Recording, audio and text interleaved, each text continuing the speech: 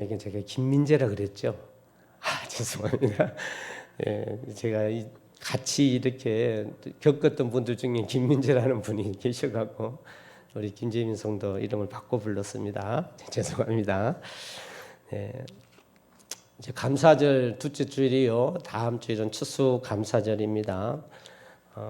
오늘 요엘 말씀으로 함께 나누는데요. 요엘이라는 선지자가 어떤 시기에 사역을 했는지 그 사역의 시기는 정확하지는 않습니다.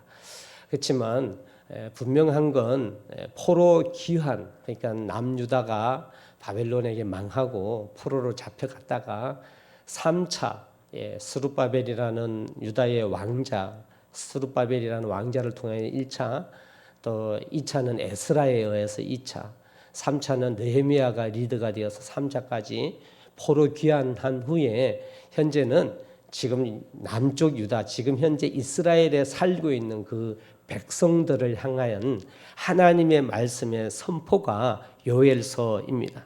그래서 이 요엘서에 주제가 있습니다. 성경은 66권 중에 각 권에 주제가 있어요. 그 주제가 하나님이 우리에게 주시는 귀중한 핵심적인 교훈이 되는데, 요엘이라고 하는 성경의 핵심의 주제 단어가 있는데 여호와의 날이라는 개념입니다.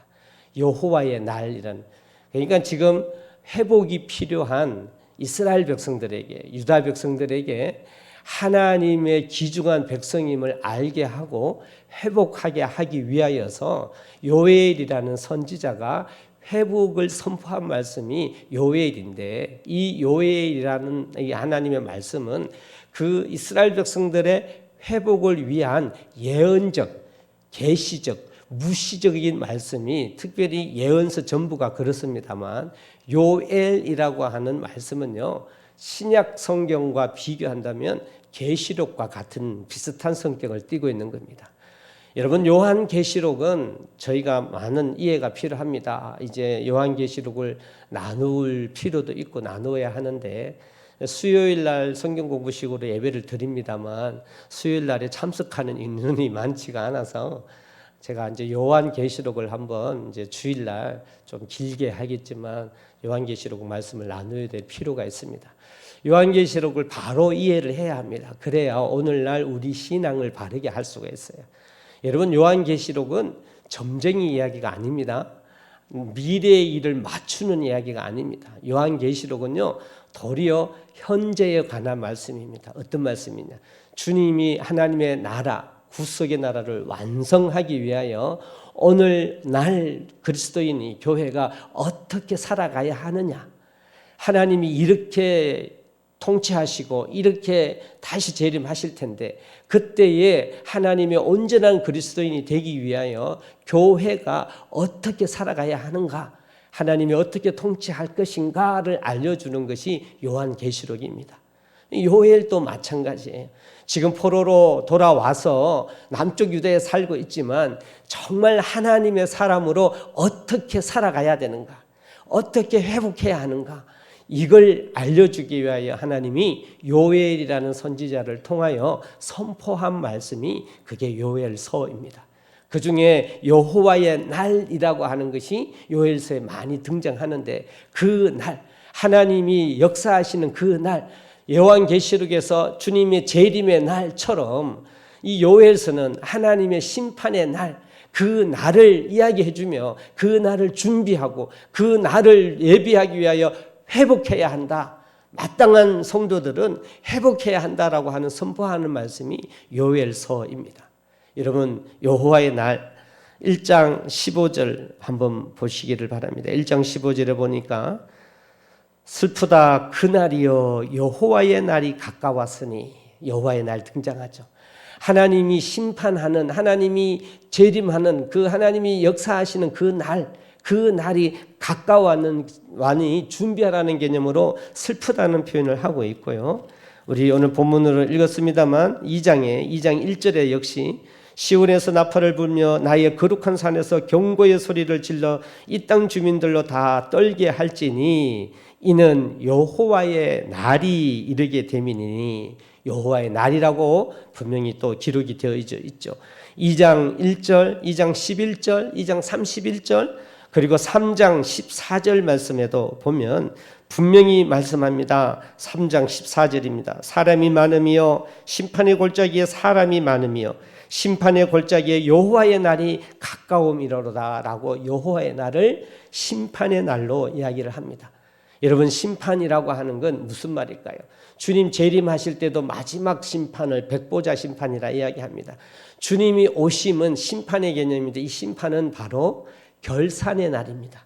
심판이라고 하는 것이 어려움을 줘서 지구를 망하게 해서 우리로 하여금 벌을 내리시는 일이 아니라 심판은 결산의 날임을 기억하십시오. 성경에서 말하는 심판은 무슨 날요? 결산의 날입니다. 제가 수요일이나 금요일 때 예배 때 자주 하는 이야기가 있습니다. 그게 뭐냐면 제 중학교 때 시절 중에 중학교 때는요 선생님들이 참 많이 때렸어요. 근데 또 언제 많이 때렸느냐? 중간고사나 기말고사 치고 나면 그 한 주 동안에 과목 선생님들이 들어오면 그렇게 때렸습니다. 왜 때렸을까요? 심판하느라고. 시험 잘 못 쳤으니까 심판합니다. 그러면 그 심판을 이미 어떻게 해요? 예고해요. 예고합니다. 이번 중간고사 시험을 쳐서 선생님마다 달라요. 반평균보다 낮은 사람 뭐 1점에 한 대, 혹은 뭐 선생님이 제시한 80점 이하는 뭐 1점에 한 대, 이렇게 심판을 기준을 제시해 놓고 시험 끝나고 나면 한 주 동안은 한 주 내내 시험 문제 풀이하면서 맞아요. 예, 여러분 저는 많이 맞았게요, 안 맞았게요? 엄청 맞았습니다. 엄청 맞았습니다. 그런데 그 시간이 두려웠죠. 그 시간이 두려웠습니다. 하지만 다 두려워하지 않았어요, 저처럼. 그 중에도 그 기준보다 높이 있는 애들은 어떻게 해요? 우쭐하죠. 자기가 안 맞잖아요. 그래서 저도 가끔 어쩌다가 맞지 않는 시간이 있었어요. 그때 되면 기분 좋아요. 그런데 그걸 저희가 우리 때 표현으로는 타작한다 이렇게 이야기했어요. 선생님이 타작한다. 중간고사 마치고 타작한다 그럽니다. 여러분 타작이 뭔지 아시죠? 타작이 추수하는 거잖아요. 그래서 우리 때는요, 이제 더 옛날에는 이렇게 도리깨처럼 이렇게 두드려서 했지만 저희 때는요 기계 중에 와롱, 시롱 뭐 이렇게 표현했는데 돌아가는 소리가 그래서 삐죽삐죽삐죽한 게 이렇게 막 돌아가면 그 위에다가 이렇게 탈곡하는 그 방법으로 제 때는 했거든요. 그래서 그걸 때려서 알을 틀어낸다고 그래서 타작한다. 그럼 저희도 한 주 동안 중간고사, 기말고사 끝나면 타작한다. 이렇게 해서 참 엉덩이 불나도록 맞은 경험이 있습니다.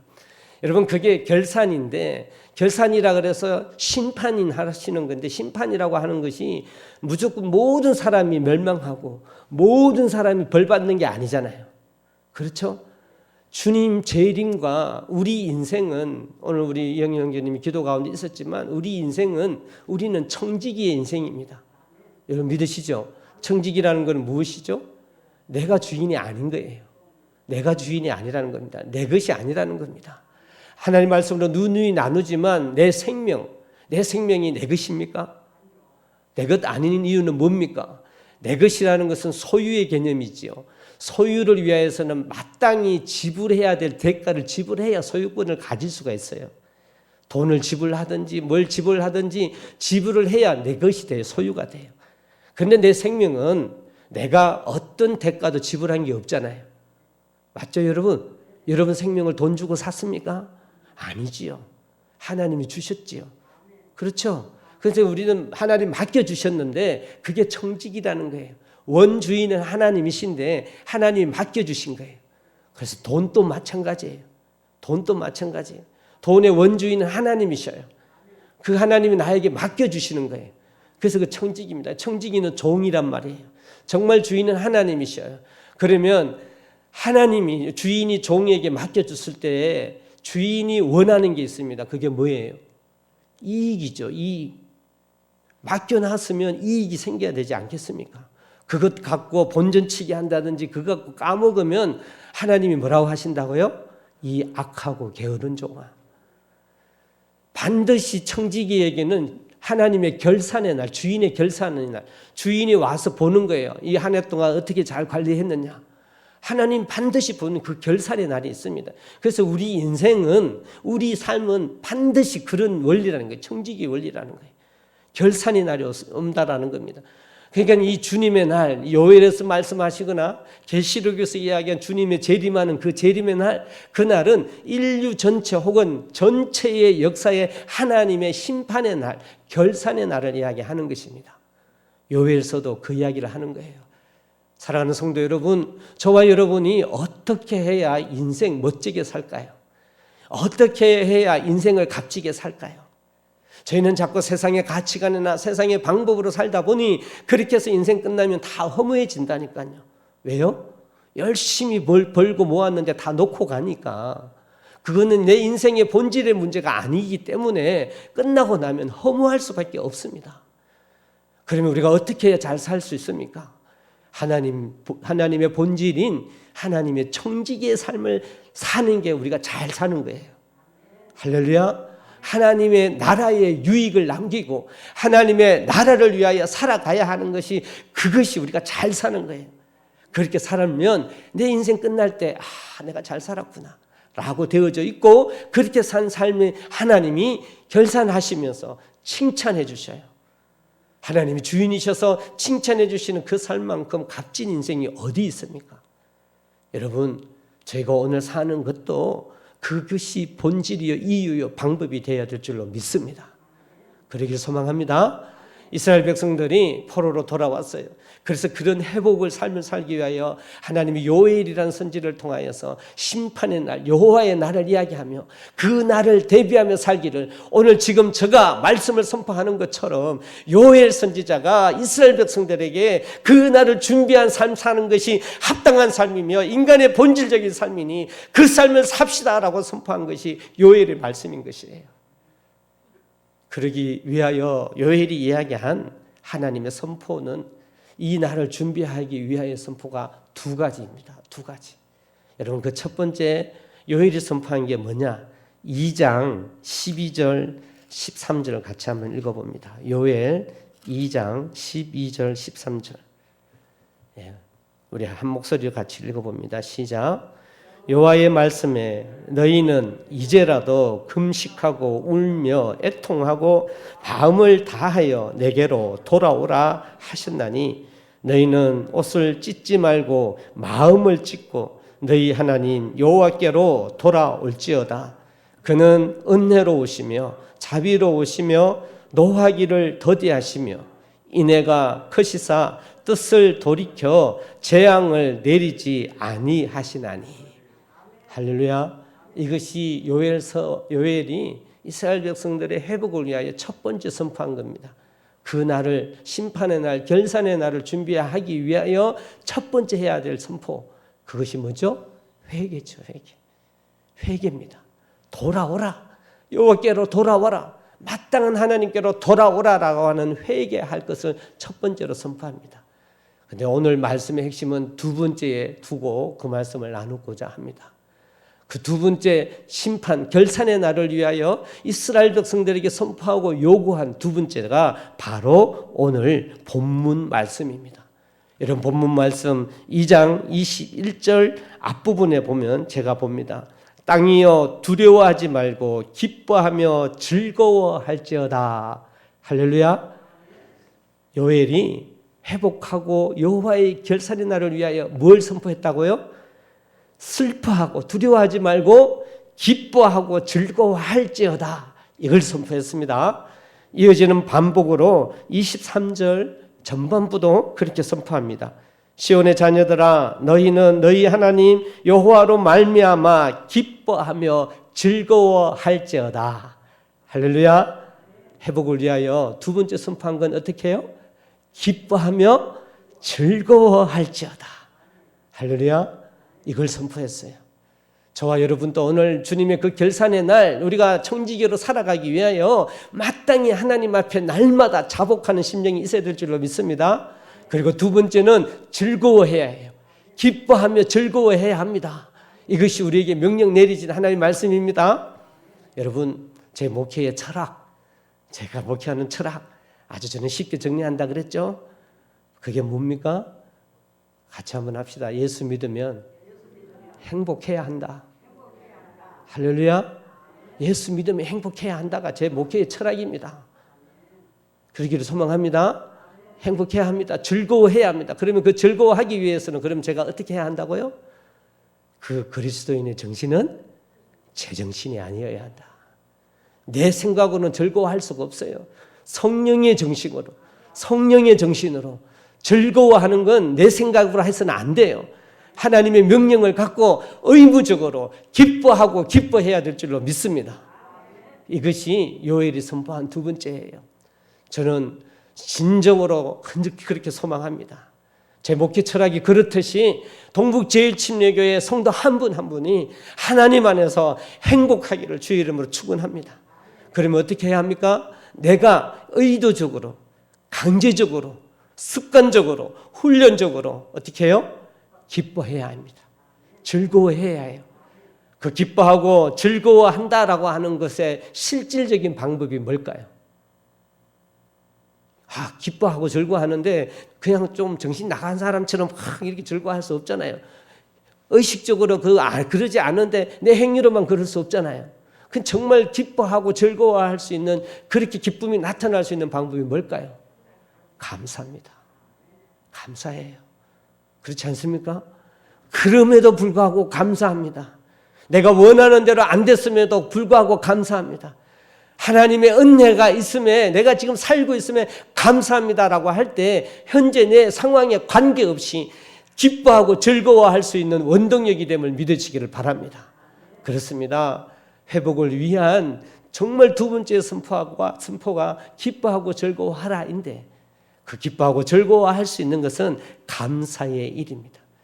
그 기뻐하고 즐거워하라라고 이야기하면서 감사의 그 중요한 것, 감사하라고 했습니다. 사랑하는 성도 여러분, 그러면 또 한 발자국 더 깊이 들어가 보겠습니다. 무엇으로 감사할 수 있느냐 이거예요. 무엇으로 감사할 수 있느냐 이거예요. 감사해야 되는데 감사의 원인과 조건이 있어야 되잖아요. 무엇으로 감사해요? 우리가 흔히 나에게 좋은 일만 생기고 나에게 기쁜 일만 생기면 감사? 아니죠. 여러분, 성경에서의 감사는 무슨 감사입니까? 범사예요. 모든 일이에요. 범사, 모든 일이라고 하는 건, 사건이라는 것은 인생입니다. 내가 살아가는 모든 삶이 일입니다. 여러분 맞죠? 사건이에요. 그래서 좋은 일만 있을 수가 없지요. 나쁜 일도 일어나는 게 인생 아닙니까? 여러분, 그 인생을 허락해 주시고 그 인생을 지키시는 하나님이 누구십니까? 그분이 주인 대신 하나님이심을 여러분 믿으십니까? 그래, 그걸 기억해야 감사할 수 있다라는 거예요. 여러분, 기뻐하며 즐거워한다면 감사해야 한다는데, 그냥 무조건 감사 의미 없는 감사가 아니라 하나님이 베풀어 주신 은혜, 하나님이 베풀어 주신 그 은혜를 고백하는 게 감사예요. 다른 거 아무것도 필요 없습니다. 하나님 날 구원해 주셨기 때문에 감사합니다. 그래서 그 일어난 일들에 관계없이 내가 하나님의 자녀된 것 하나 때문에 감사할 수 있을 때, 그때 내가 기뻐하며 즐거워할 수 있지 않겠습니까? 성경은 그걸 말씀하고 계시는 거예요. 그래서 오늘 본문 말씀에 보십시오. 들짐승들아, 22절에 두려워하지 말지라. 들의 풀이 싹이 나며 나무가 열매를 맺으며 무화과 나무와 포도나무가 다 힘을 내는도다. 여러분, 그 무화과 나무 들풀이 자기들이 알아서 하는 겁니까? 아니지요. 무엇 때문에요? 하나님의 창조의 원리로, 하나님이 창조하신 방법 때문에 그 들풀이 옷을 입고 살아가고 있지 않습니까? 저와 여러분도 다를 게 하나도 없습니다. 그래서 이어지는 말씀에 23절 말씀에 시온의 자녀들아, 너희는 너희 하나님 여호와로 말미암아 기뻐하며 즐거워할지라.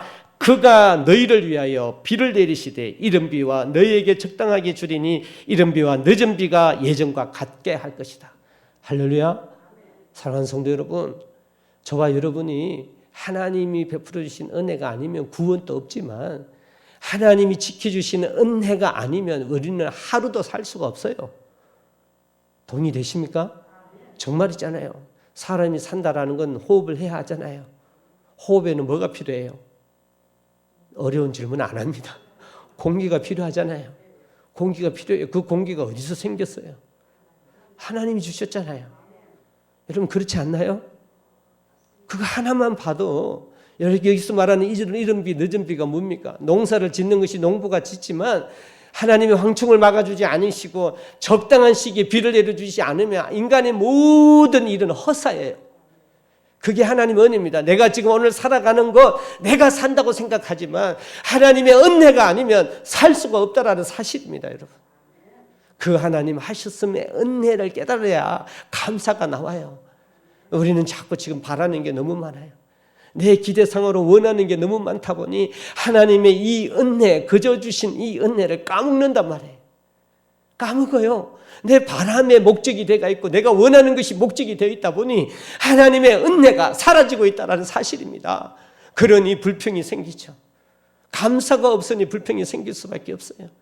그 감사가 없으니 즐거워할 수가 없는 것이죠.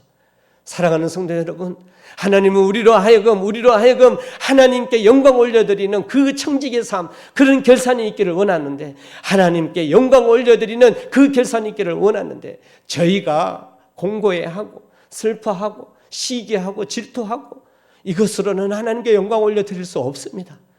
하나님이 원래 계획하고 계신 하나님의 샬롬이 선포되어야 하고 하나님의 기쁨이 선포되는 삶을 살아야만 하나님이 잘했다 칭찬하는 삶을 사는 삶임을 여러분 믿으시기를 바랍니다. 그러기 위하여 하나님의 은혜를 기억하셔서 감사할 수 있는 저와 여러분 되기를 바랍니다. 이것이 놀라운 진리입니다. 이게 방법이에요. 이게 우리가 하나님을 높일 수 있는 귀중한 방법입니다. 그런 신앙 진정으로 살아가기를 주의 이름으로 축원합니다. 그러면 오늘의 귀중한 말씀 나누기 위하여서는 우리가 이걸 바라는 건 아니지만 이 감사를 할 때 놀라운 결실이 있단 말이에요. 열매가 있단 말이에요. 그래서 오늘 설교의 제목을 감사의 역사 이렇게 이야기했어요. 감사의 능력이라는 거예요.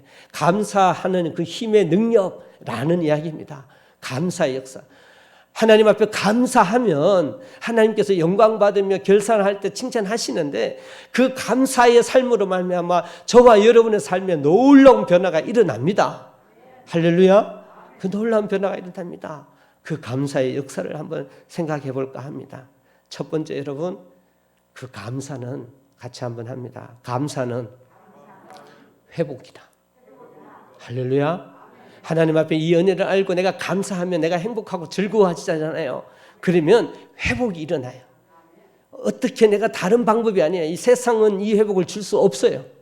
세상은 도리어 나를 더 공고하게 만듭니다. 내가 원하는 만큼 안 되면 나를 더 힘들게 만듭니다. 그런데 참 신기한 하나님의 감사의 능력이 있는데, 역사하심이 있는데, 그럼에도 불구하고 내가 원한 대로 안 되었음에도 불구하고 하나님의 은혜입니다라고 느껴서 알고 감사하게 되면요, 기뻐하고 즐거워하게 되면, 여러분 내가 마치 어떤 힘을 얻는지 모르지만 내가 내 정신이 아닌 그런 상황 속에서 어려운 삶을 이기는 능력이 생긴다니까요.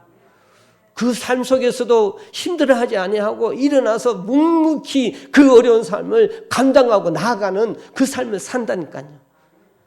여러분 그 힘은 감사밖에 없는데 하나님 앞에 한번 감사해 보십시오. 그러면 정말 나도 모르게 회복의 능력이 생길 것입니다. 회복의 능력이 생기게 되어져 있습니다. 우리가 그렇게 못했어요. 그렇지.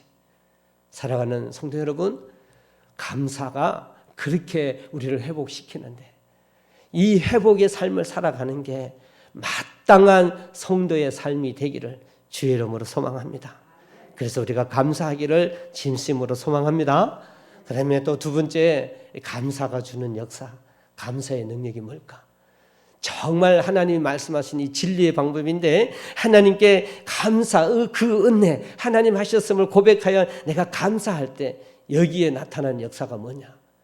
같이 합시다. 감사는 하나님께 영광 올리는 것이다. 할렐루야. 여러분 우리가 살아가야 되는 살아가는 주 이유가 목적이 뭡니까? 하나님께 영광 돌리는 것.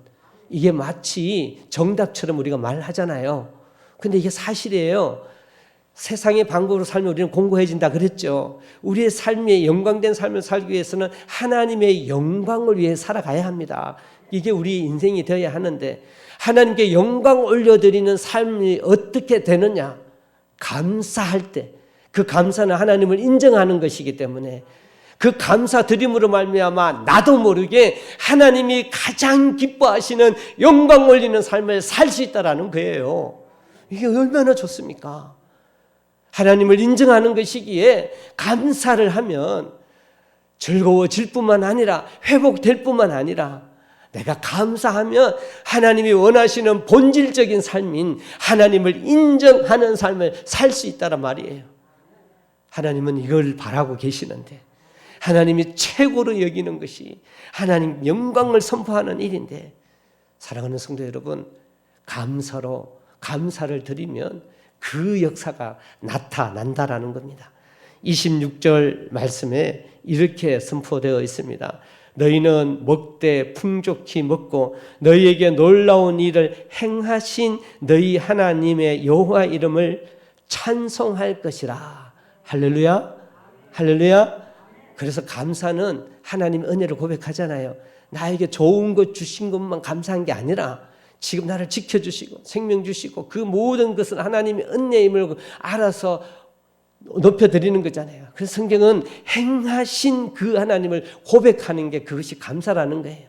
그래서 행하신 그 하나님을 고백하는 게 감사인데 그것 역시 그 표현을 여호와 이름을 찬송하는 거라고 말씀하고 계십니다. 사랑하는 성도 여러분, 저와 여러분이 가장 바라고 소망하고 소원해야 할 일은 하나님을 높이는 것을 소망해야 될 줄로 믿습니다.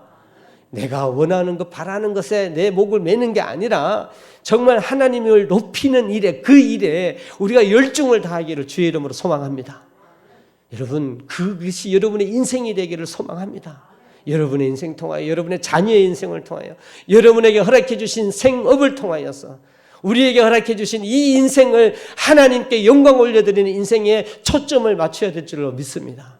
그 하나님을 찬송하고 영광을 선포할 수 있는 일, 그 일이 감사이고 감사하면 우리가 그 일을 하는 것입니다. 이것이 얼마나 좋은 일입니까? 사랑하는 성도 여러분, 우리가 그렇게 하나님께 감사합시다.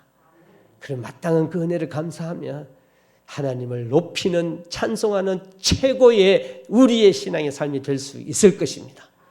하나님은 그걸 기대하고 계시는 그건데 우리가 이 감사를 놓치면 안타깝잖아요. 이것이 우리 삶의 능력이요, 우리 삶의 기쁨인데 그러지 못하면 안타깝잖아요.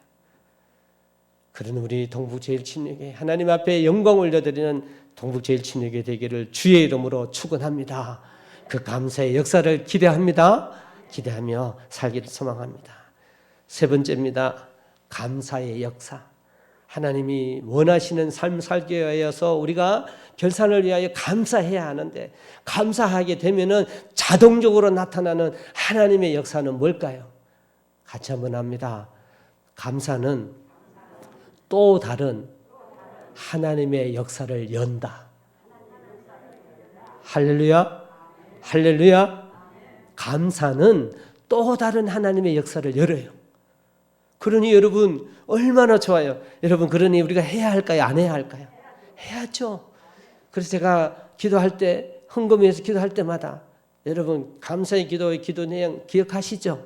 감사함으로 말미암아 하나님의 더 큰 역사 나타나게 해달라고. 그죠?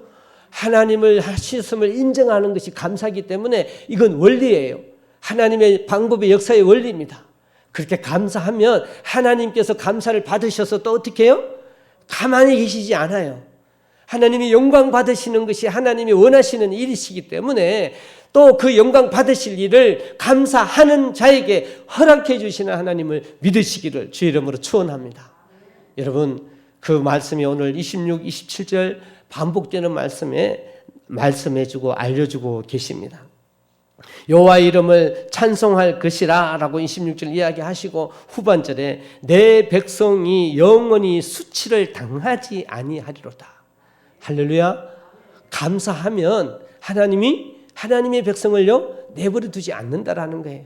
여러분, 이때 여기서 말하는 백성 그리고 영혼이라고 하는 의미는 뭘까요? 그때 당시에 이스라엘 백성에만 국한될까요? 아니에요. 하나님의 나라, 예수 믿는다라고 하는 것은 하나님 나라의 백성이라고 제가 수요일, 금요일 말씀 늘 이야기하잖아요. 그렇죠? 하나님의 나라는 하나인데 세 가지라 그랬죠. 근데 그 시작은 이 땅에 있습니다. 이 땅에서 하나님의 법으로, 말씀으로 우리 예수 믿는 사람이 백성이 되어서 하나님의 나라를 이루어 나가는 겁니다. 그래서 이스라엘 백성은 12지파인데 하나님의 역사를 보여주는 대표로 도구로 하나님이 사용하신 것이지 이스라엘의 나라라는 백성에게 국한되는 건 절대 아닙니다. 여러분 믿으시죠? 오늘 저희가 요즘 새벽에 다니엘 말씀을 묵상하고 있지 않습니까? 다니엘이라는 사람은 이제 요엘은 포로 회복이지만 다니엘은요 나라가 망해갖고 이스라엘 백성들이 바벨론에서 또 이어지는 바샤에서 살아가는 삶을 통하여 하나님의 나라의 역사를 보여주는 게 다니엘서잖아요. 여러분 하나님의 생각했던 이스라엘의 나라는 존재해요 안 존재해요? 망했단 말이에요. 없단 말이에요. 그렇지만 하나님의 나라는요 보이지 않는 하나님의 나라는 하나님의 백성에서 연속하고 있잖아요. 그게 바로 다니엘서거든요. 그러니까 하나님이 꼭 이스라엘 백성에 그 땅에 그 백성에 국한되는 게 아닙니다. 여러분 그래서 열둘이라는 것은 예수 믿는 사람의 대표성을 이야기한다 그랬죠. 열둘이라는 숫자는 이스라엘 백성 12지파 12제자 12제자만 예수님의 사람이 아니잖아요. 예수 믿는 모든 사람이 주님의 제자죠. 오늘 교회가 그 방법 속에서 하나님 나라가 이어집니다. 그러니 이 나라 영원한 나라 여러분 27절 말씀에도 여러분 보십시오. 그런즉 내가 이스라엘 가운데에 있어 너희 하나님 여호와가 되고 다른 이가 없는 줄 너희가 알 것이라. 하나님을 인정하라는 것이죠. 찬양하라는 것이죠. 감사하라는 것이죠. 그럴 때 내 백성이 영원히 수치를 당하지 아니하리로다고 또 반복하고 있잖아요. 내 백성이 영원히 지금 오늘날 우리 교회와 주님을 믿는 성도인 저와 여러분에게 선포해야 되는 하나님의 말씀임을 믿으시기를 바랍니다. 이게 하나님 방법인 거예요. 그러니 우리가 감사하면 하나님의 또 다른 하나님의 나라의 역사가 영원히 수치를 당하지 않겠다 약속해 주신 이 말씀대로 저와 여러분의 삶과 우리 동북 제1침례교회 위에 하나님은 또 다른 감사로 인하여 또 다른 역사를 베풀어 주시는 하나님이심을 믿기를 소망합니다. 여러분 이런 하나님의 역사가 있는 인생 되십시오. 하나님 놀라운 역사가 있는 인생 되시기를 진심으로 소망합니다. 그것이 감사할 때 나타난단 말이에요. 감사할 때 하나님의 역사는 영원해요. 영원합니다.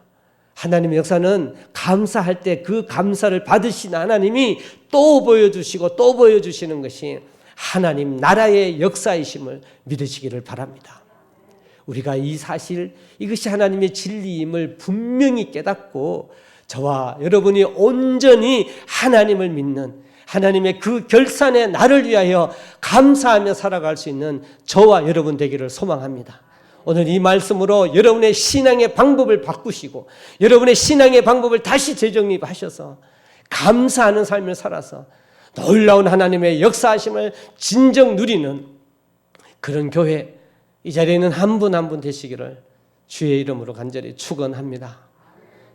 말씀 붙들고 같이 한번 기도합니다.